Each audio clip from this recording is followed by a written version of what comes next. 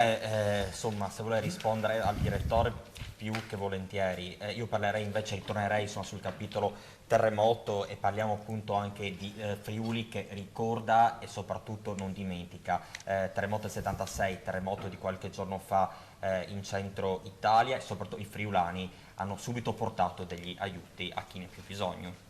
Certo, è un momento tragico sicuramente per l'Italia e anche per noi che ci fa rivivere un momentino il ricordo di 40 anni fa.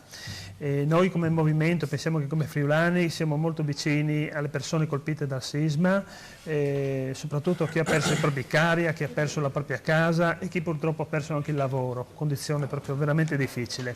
Invitiamo noi per primi, ma anche tutti i friulani che ci seguono, ad aiutare come possono chiaramente queste persone, magari mediante le iniziative che anche TPN ha lanciato per la raccolta fondi. Ecco, Patria Furlane come si sta comportando in questo momento? Stiamo valutando proprio in questi giorni, a breve poi ci muoveremo in tal senso. Sicuramente che noi daremo il nostro piccolo contributo, ecco, perché è importante non dimenticare che siamo stati aiutati 40 anni fa e anche noi dobbiamo fare la nostra parte adesso, in questo momento molto tragico. Speriamo lo facciano anche le istituzioni e magari destinino una parte di quel 1,5 miliardi che viene speso in alberghi per persone che non sempre lo meritano, per aiutare i propri connazionali, perché è da lì che si vede se uno fa un buon governo o no.